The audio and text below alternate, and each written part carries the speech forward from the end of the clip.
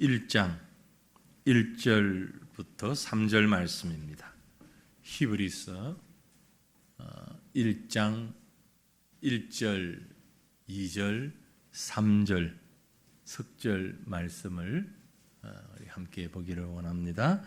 자, 성경을 찾으시고 우리 다 같이 말씀을 뜻을 생각하면서 한 낱말 한 낱말이 너무나 중요한 말씀들인데 히브리서 1장 1절부터 3절 말씀을 우리 다 같이 함께 읽겠습니다.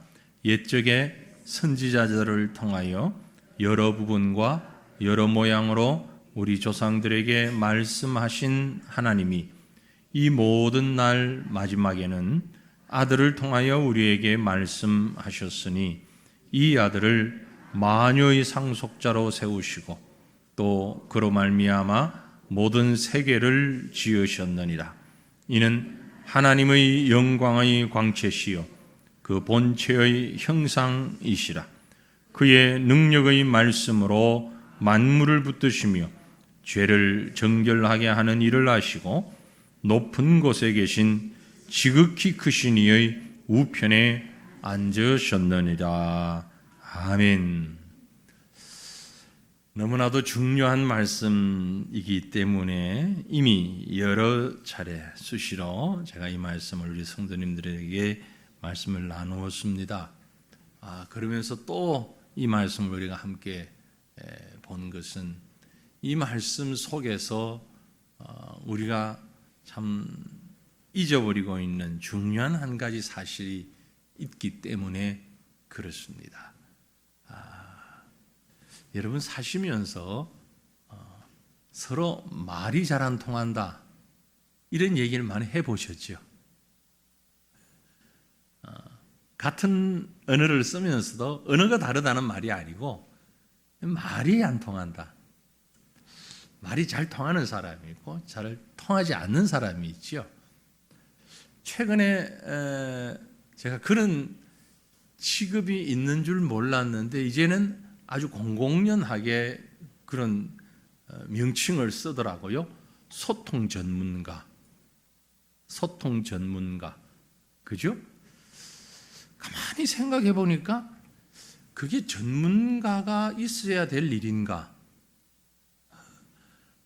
근데 이 소통 전문가라는 용어를 쓰질 않지만 그와 유사한 일을 하는 분들이 참 많이 있어요. TV에 나오는 분들만 해도 어린 아이하고 소통하는 그 일을 계속 하면서 우리 아이가 달라졌어요. 그죠? 그것도 소통이잖아요. 심지어 개하고 소통하는, 그래서 아주 개의 성격도 고치고 이렇게 하는 그 사람들도 사실은 소통 전문가죠. 그럼 여러분 소통이 뭡니까? 소통. 우리가 보통 영어로 소통을 얘기할 때 뭐라고 그러죠? communication이라는 말을 쓰죠. communication. 이 말이 어디에서 온 말인가 한번 찾아보았더니 주로 이제 영어의 조상이 라틴어거든요. 영어가 라틴어에서, 라틴어는 헬라어에서, 헬라어는 히브리어에서 이렇게 이제 그 언어가 유래가 되었다고 보는데, 영어의 communication이라는 단어가 라틴어로 보면 communicator라는 단어에서 왔어요.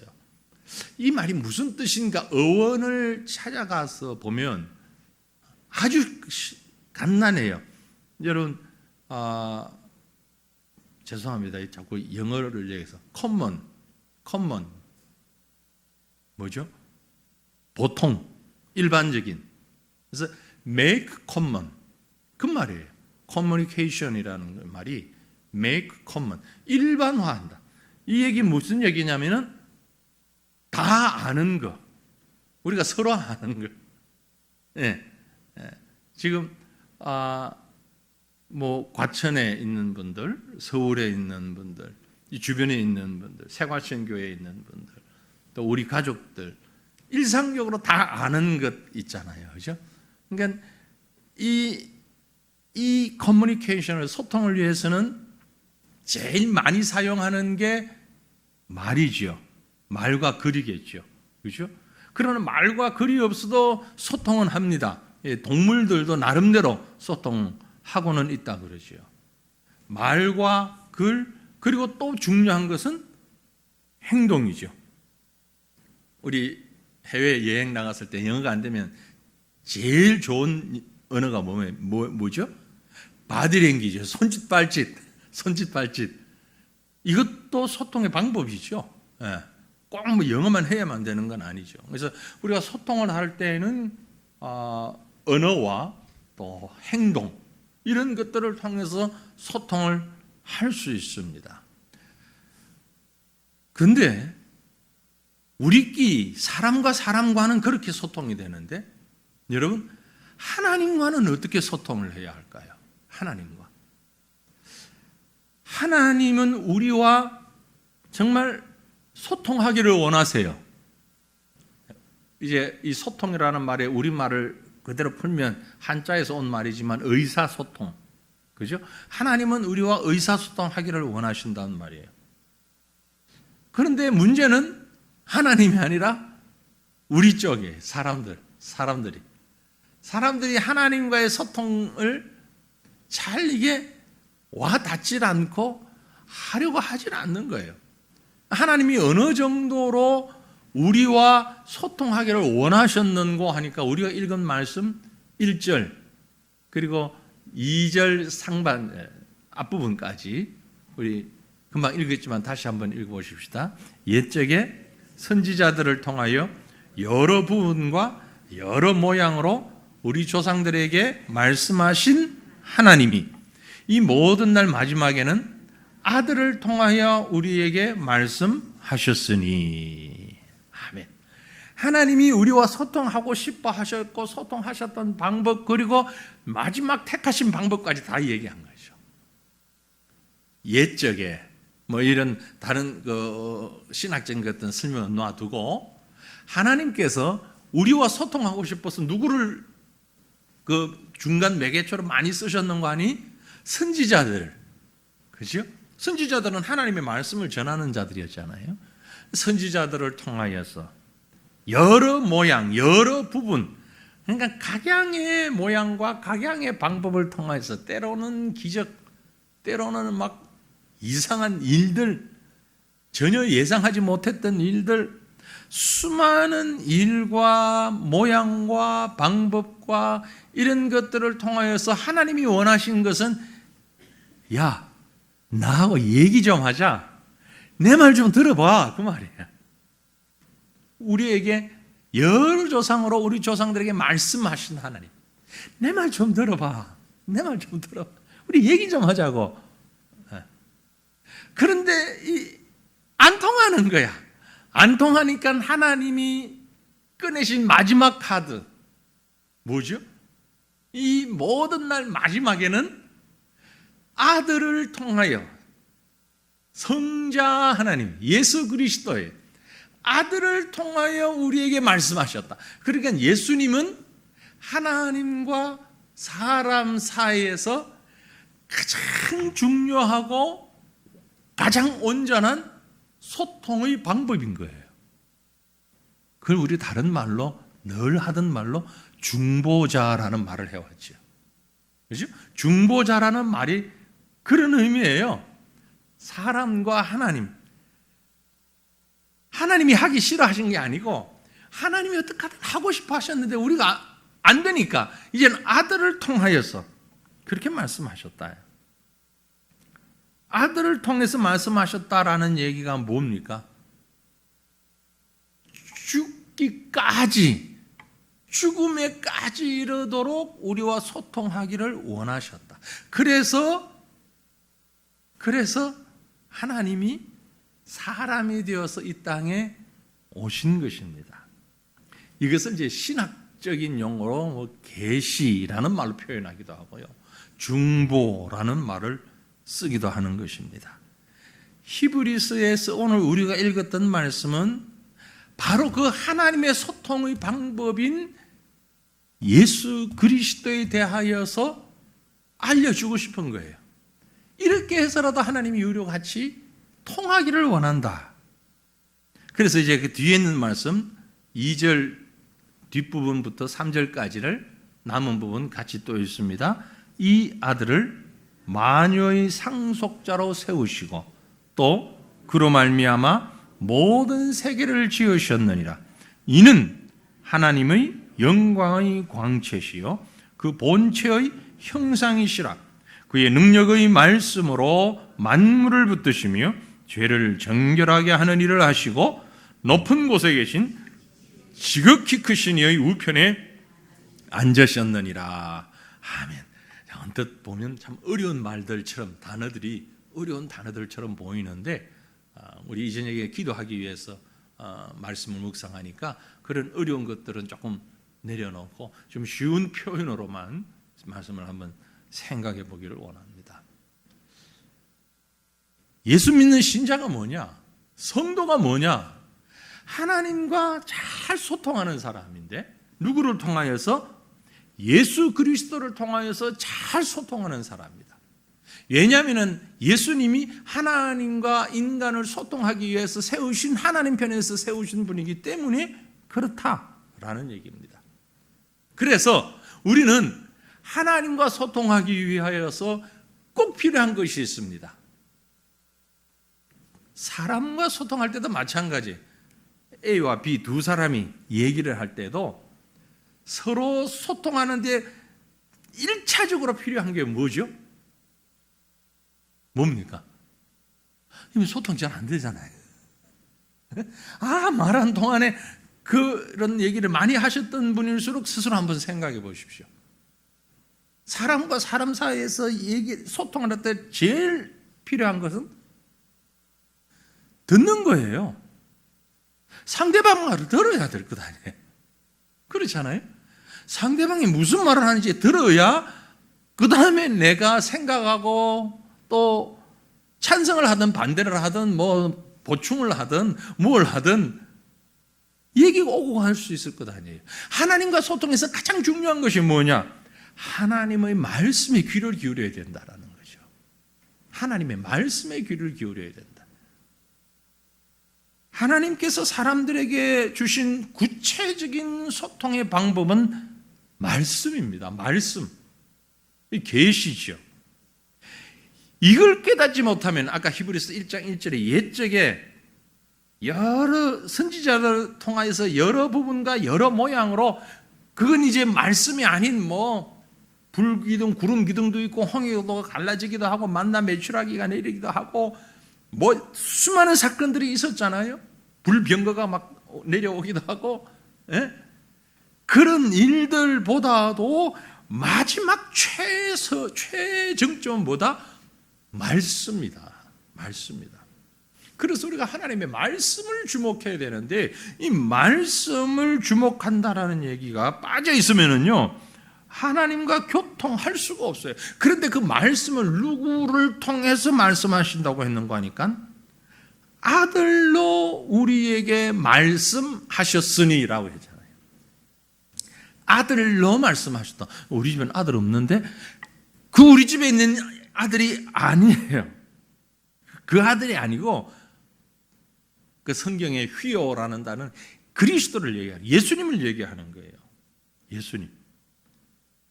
이걸 우리에게 아주 쉽게 표현하고 있는 것이 요한복음 1장입니다. 요한복음 1장 1절 뭐죠? 태초에 말씀이 계시니라. 이 말씀이 하나님과 함께 계셨는데 이 말씀이 곧 하나님이시라. 그런데 이 1장 14절 가면 뭐라고 그랬어요?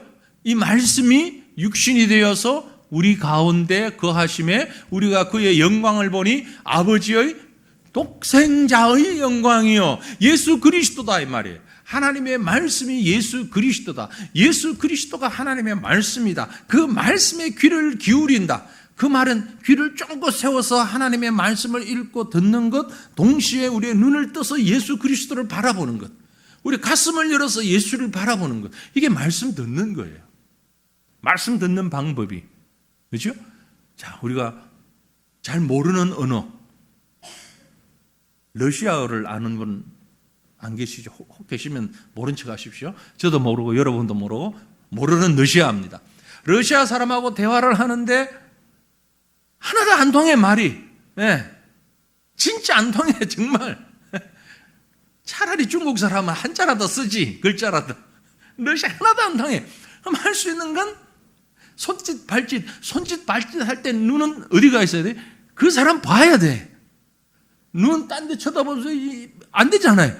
보면서 고함을 지르는지, 말을 크게 하는지, 작게 하는지, 뭐, 빨리 하는지, 천천히 하는지, 내용은 몰라도 손을 어떻게 움직이는지, 눈만 움직이는지, 하여튼 이런 걸 종합해서 화장실 찾는구나.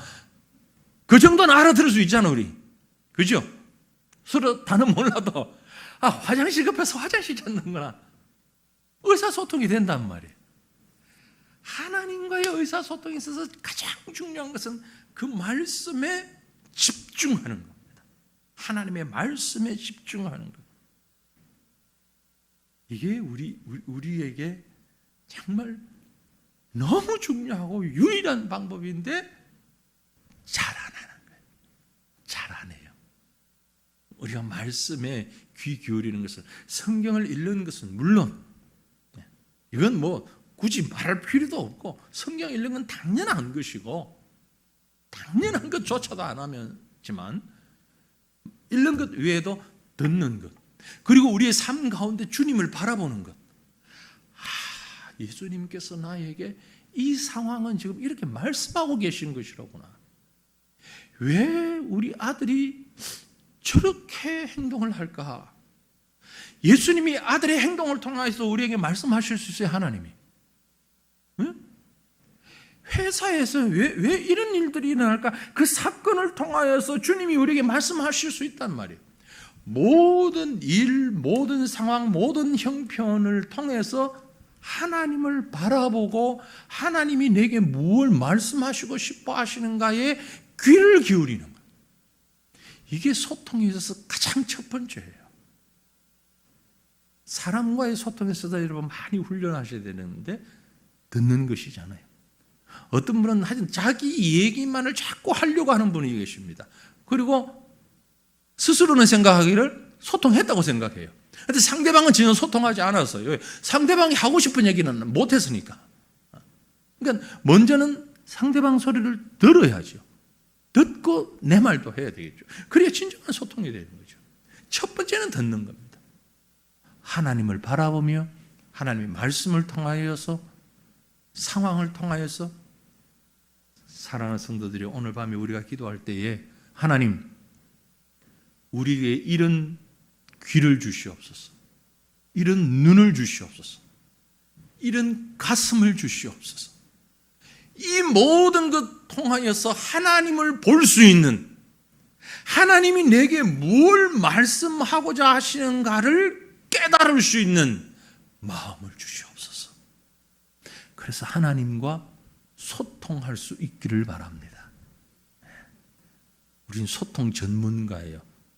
하나님과 소통 전문가. 그래서 신자라고 그러는 겁니다. 성도라고 그러는 거예요. 예수 안 믿는 사람들은 그걸 잘 몰라요. 우리가 전문가예요. 하나님과 소통의 전문가가 신자단 말이에요. 그렇게 하나님과 잘 말씀으로 소통하는, 바르게 소통하는 자의 모습을 오늘 성경에서 잠깐 정리해 보면요, 구체적으로 이렇게 설명을 합니다. 좀 어려운 말이지만 차근차근 뜯어보면, 아, 이게 하나님과 소통하는 자의 실질적인 모습이구나라고 보여지는데, 바로 3절 말씀이에요. 읽었지만 3절 말씀을 다시 한번 보면요, 이는 하나님의 영광의 광채시요, 영광의 그 본체의 형상이시니라 그랬어요. 하나님의 영광의 광채시요, 본체의 형상이라. 뭐 어려운 말 깊이 생각하지 마시고, 오늘 낮에처럼 햇빛이 쨍할 때 태양을 쳐다본다고 한번 생각해 보세요. 햇빛을 탁 쳐다보면 오래 못 쳐다보죠. 눈이 부셔서 눈을 감게 되고 찌그리게 되고, 그죠? 그 영광의 광채. 그래서 구약 성도들은 하나님 보면 어떻게 된다고 생각했어요? 죽는다고 그랬잖아요. 그렇게 믿었어요. 하나님을 감히 쳐다볼 수 없는 거예요. 감히 쳐다볼 수 없는 그 영광을 우리가 바라볼 수 있도록 오신 분이 예수 그리스도예요. 이는 하나님의 영광의 광채시요. 그리스도는 성육신하신 예수님은 우리가 직접 하나님 보면 눈이 부셔서 눈 멀어버리니까, 죽어버리니까 우리에게 보여질 수 있는 분으로 오신 분이 예수님이다. 예수 그리스도의 광채다. 그 말은 예수님 위에 다른 어떤 것도 필요하지 않다라는 얘기예요. 이만희도 아니에요. 장길차도 아니에요. 박태선도 아니고 문선명도 아니고 그 누구도 아니고 여기 있는 이목사도 아니고 누구다? 예수 그리스도다. 그리스도 말고는 하나님을 우리에게 보여줄 수 있는 사람, 존재는 아무도 없다. 자꾸 이단들이 생기는 이유가 하나님이 안 보이는데 보고 싶은데 어떻게 하나님 볼 수 있는 방법, 하나님 소리가 안 들리는데 어떻게 들을 수 있는 방법이 없을까? 자꾸 그걸 생각하고 있는 거예요. 그게 아니라고 분명히 지금 성경이 말씀하고 있는 거예요. 예수님이 하나님의 그 영광의 광채, 본체의 형상, 뭐 이 지금 단어는 어려운 헬라 단어 그런 거 그래 두고 하나님 보기가 너무 어려우니까 보일 수 있는 존재로 그리스도를 보내신 유일하신 분. 그래서 예수 그리스도를 통하지 아니하고서는 어떤 방법도 1절, 2절에서 얘기한 과거의 옛적의 선지자들을 통하여서 여러 부분, 여러 모양으로 말씀하시던 그 어떤 것도 이제는 더 이상 소용이 없어요.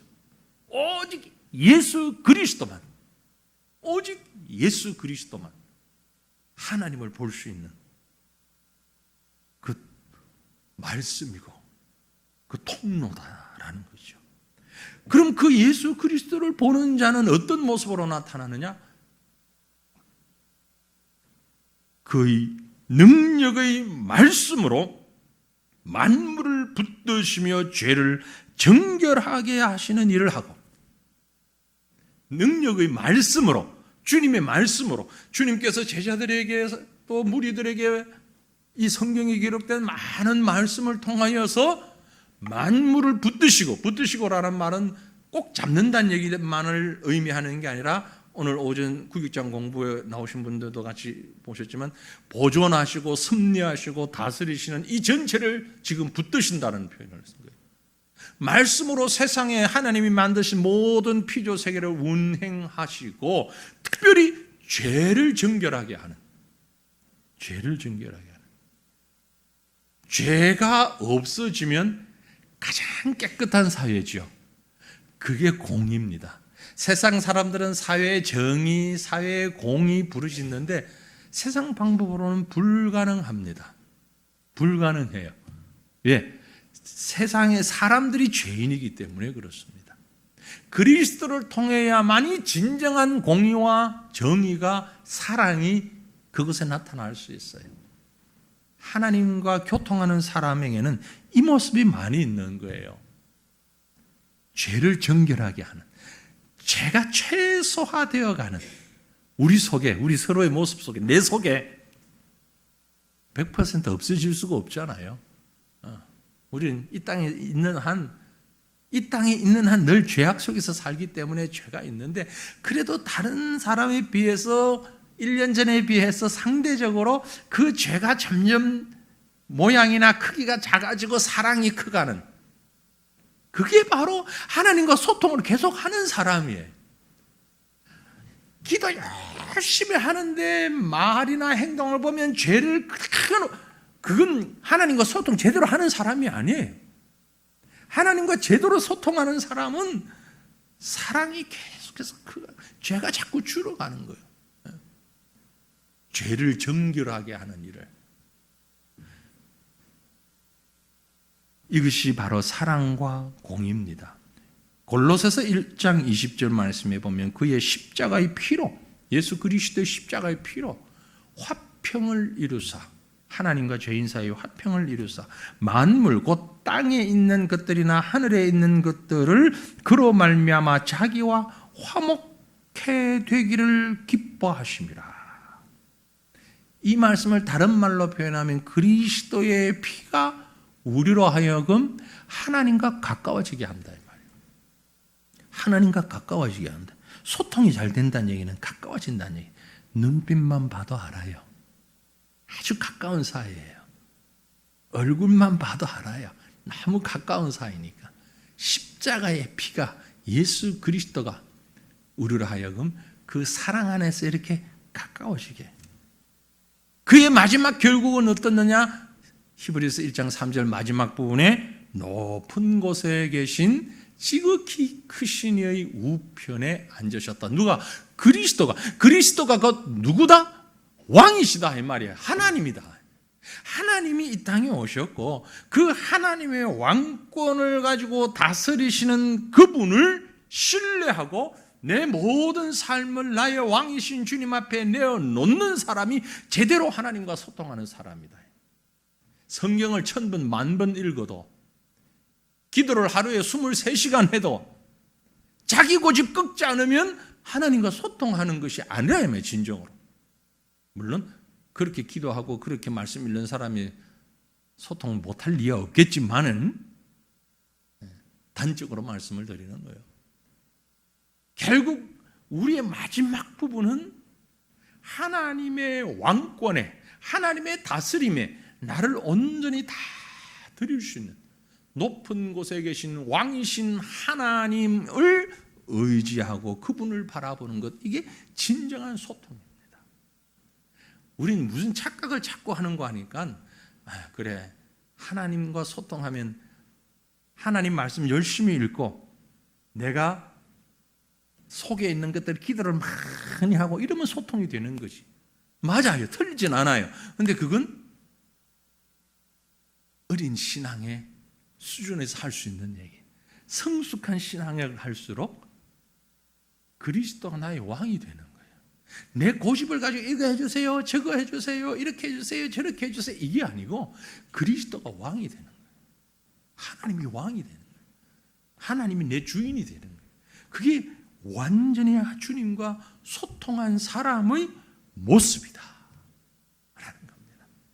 그래서 우리가 순종을 얘기하는 것이고 하나님 앞에서의 하나님 주권을 얘기하는 것이에요. 이게 하나님과 진정으로 소통하는 자이기 때문에 세상에서도 소통 못해서 갑갑하다는 사람 많은데 육신적으로 이 서로 통하지 않으면 화병이 생긴다 그러죠. 화병. 영적으로도 마찬가지입니다. 하나님하고 통하지 않으면 이 영의 믿음이 제대로 성장할 수가 없어요. 건강할 수가 없어요. 그건 누구에게 있느냐? 오늘 이 말씀을 보면서 예수 그리스도를 통해서 그 말씀을 통해서 주님께 내 모든 삶을 온전히 다 의탁할 수 있는 이런 순종의 삶, 진정으로 하나님과 소통하며 우리와 함께 하시는, 우리와 함께 교통하고 커뮤니케이션 하시는 그 하나님과 함께 영적으로 성숙해가는 저와 여러분 되시기를, 그렇게 기도하는 이 밤이 되시기를 주님의 이름으로 축원합니다.